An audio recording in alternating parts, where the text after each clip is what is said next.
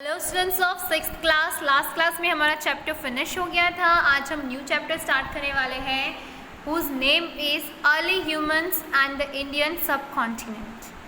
Early humans और Indian subcontinent में early humans कैसे रहते थे, क्या खाते थे, क्या पीते थे, उन्होंने क्या क्या खोज शुरू करी, शुरुआत से स्टार्ट करेंगे।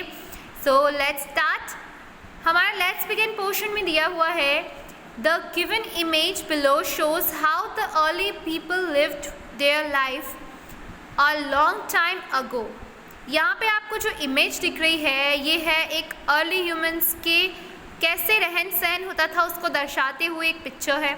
Observe the image and discuss what is tell you about the activities and lifestyle of this people.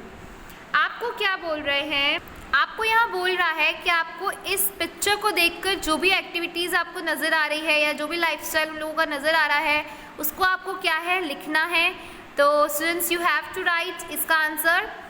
Okay, next है let's find out. Let's find out में with in pair discuss and answers the following question briefly. आपको क्या करना है, इन answers को बताना है। How are the skills and knowledge of the early people different from yours।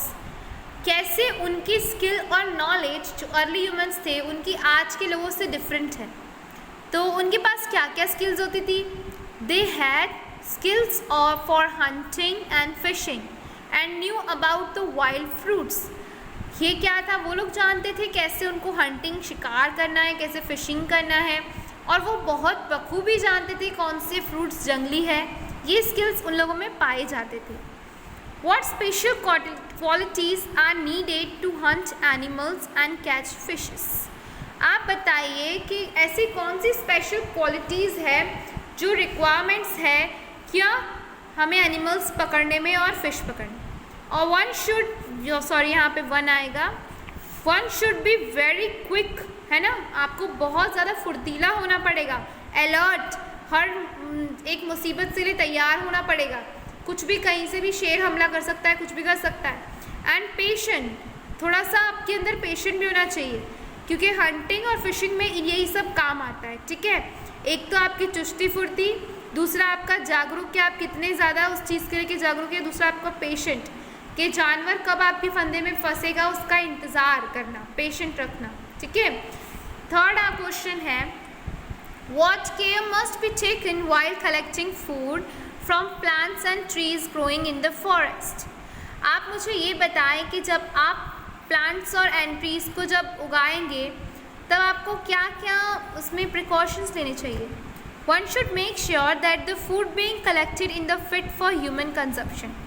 आपको सिर्फ इतना देखना है उस टाइम पर कि जो भी खाना आप चुन रहे हो या तोड़ रहे हो या कहीं से भी ढूंढ रहे हो वो आपके खाने लायक हो और वो एक ह्यूमन कंजप्शन के लिए अच्छा हो, हानिकारक ना हो। Suppose you are one of the early human. आप ऐसा मान लो कि आप पुराने ज़माने के एक इंसान हो, ठीक है, पुराने टाइम के, whose only source of food was hunting animals and collecting fruits. जिसका एकमात्र खाने का ज़रिया है या तो आप शिकार करेंगे या तो आप पेड़ से कुछ फॉरेस्ट से जाकर फ्रूट्स तोड़ कर लाएंगे।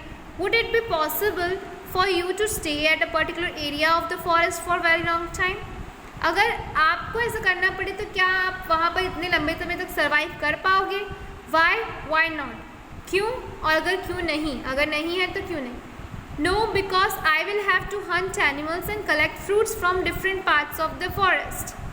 अब यहाँ पे क्या हो जाएगा कि नहीं, मैं वैसे टाइम पे नहीं रह सकता।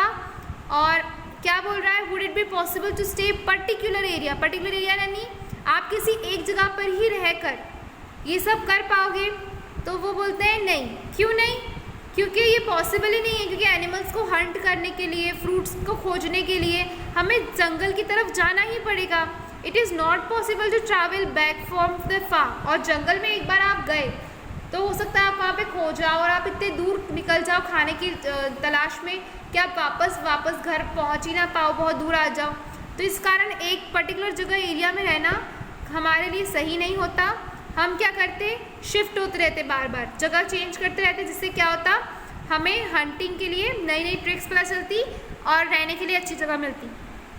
तो स्टूडेंट्स आपका होमवर्क है कि आपको ये कंप्लीट करना है और इसके आगे हम कल पढ़ेंगे। मिलते हैं टुमारो का सेशन में।